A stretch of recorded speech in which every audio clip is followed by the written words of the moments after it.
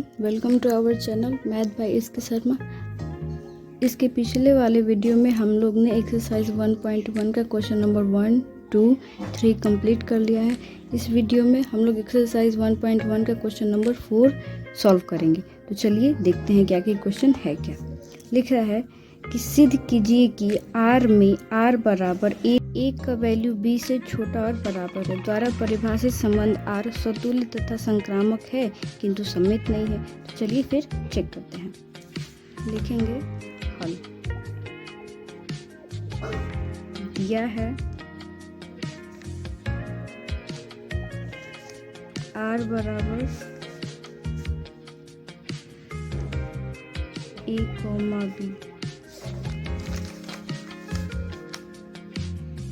A का value smaller than equal to B। लिखेंगे पहला किसके लिए, स्वतुल्य के लिए।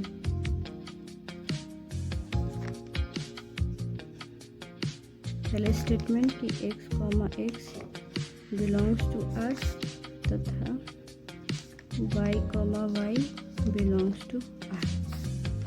यहाँ देखिए हमको लिखा है यहाँ पे कि सिद्ध कीजिए कि R में, R मतलब टोटल रियल नंबर ले लेना है, या वो कोई पूरी अंक हो या बट्टा पे हो, भिन्न में हो, सारे अंक को हमको ले लेना है। ठीक, तो चलिए हम इसको देखते हैं। x का संबंध x के साथ होना चाहिए। आप जरा एक बार सोच के देखिए, क्या हम ऐसे लिख सकते हैं कि एक का वैल्यू एक के बराबर होता है? मतलब कि हम लिखा है कि a का value smaller than equal to b।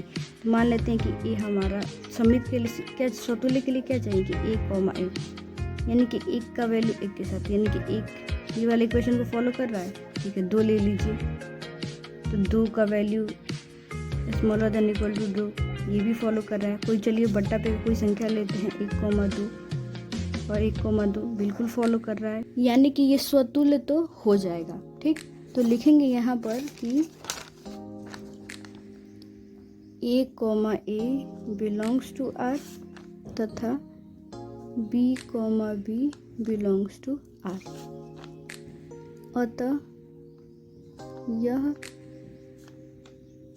स्वतुल्य संबंध है। लिखेंगे एग्जाम्पल के लिए, कभी भी ऐसा क्वेश्चन है तो एग्जाम्पल जरूर डाल दिया कीजिए। लिखेंगे माना a बराबर 1 तथा b बराबर 1/2। तो होना क्या चाहिए, इसलिए a, बिलोंग्स टू R होना चाहिए, यानी कि क्या, a का value smaller than equal to a होना चाहिए, यानी 1 का value smaller than equal to 1 होना चाहिए, जो कि बिलोंग्स टू R है। ठीक, फिर तथा b, जो है वो बिलोंग्स टू R होना चाहिए, यानी कि यहाँ पे लिखेंगे कि 1/2 का value smaller than equal to 1/2, जो कि बिलोंग्स टू R कर रहा है, यानी कि लिख देंगे कि ये भी बिलोंग्स टू R कर रहा है। ठीक, अब दूसरा चेक करेंगे सममित के लिए।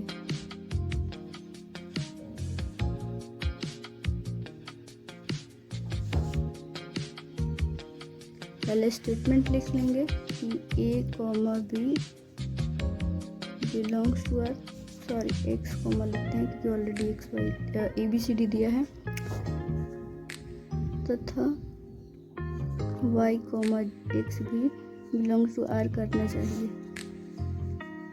यहाँ अब जरा एक बार सोचिए कि एक का वैल्यू मान लीजिए a बराबर हम 1 ले लेते हैं और b बराबर 2 लेते हैं, तो ये a का value smaller than equal to b होना चाहिए, तो a का value smaller than equal to b होना चाहिए, यानी कि 2 होना चाहिए। ये बात फॉलो करो, बट इसका अपोजिट करते हैं कि 2 का value smaller than equal to 1 होना चाहिए, यानी कि इसका अपोजिट ये ना है कि b का value smaller than equal to a होना चाहिए।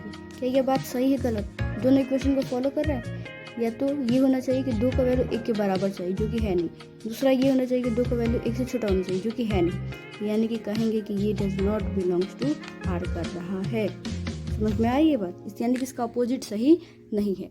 तो लिखेंगे यहाँ A, B belongs to R, परंतु B, A does not belongs to R। अतः यह समित संबंध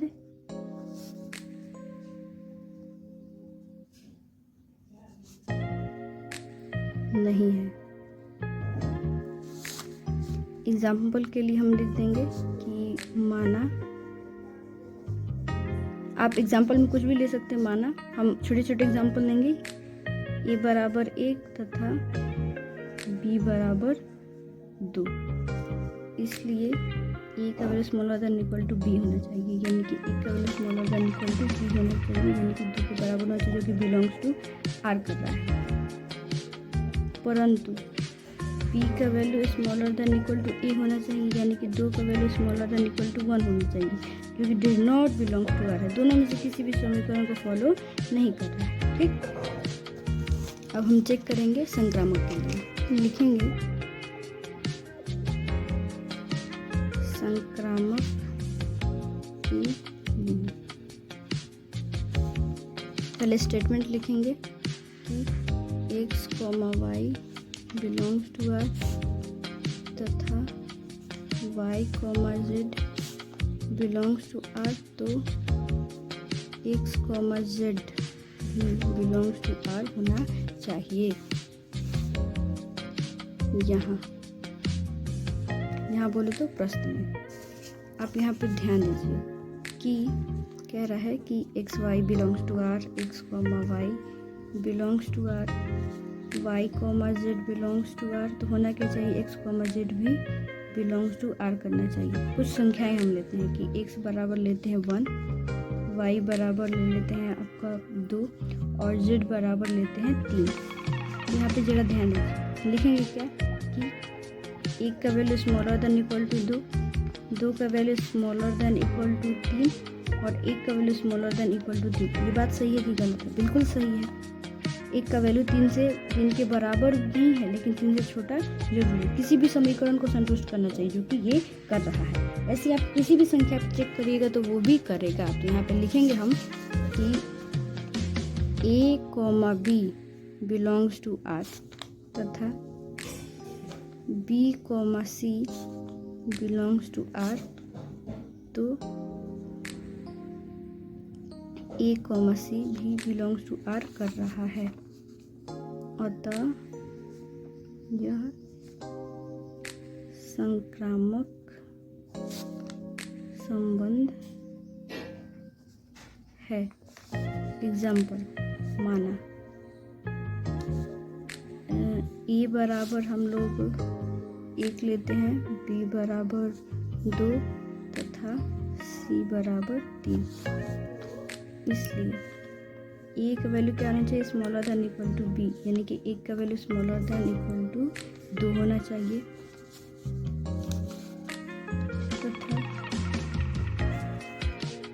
b का value smaller than equal to c होना चाहिए, b का value smaller than equal to c होना चाहिए। इसका अपोजिट क्या होगा, अपोजिट नहीं, a का रिलेशन इससे छोटा होना चाहिए। तो 1 का value smaller than equal to 3 होना चाहिए, जो कि बिलोंग्स टू r कर रहा है, ये भी बिलोंग्स टू r कर रहा है, ये भी बिलोंग्स टू r कर रहा है, यानी कि क्वेश्चन को फॉलो कर रहा है। समझ आ गया? ऐसे आप और भी एग्जाम्पल ले सकते हैं। यहाँ पे हमारा क्या हो गया, ये प्रूव्ड हो गया। थैंक्स।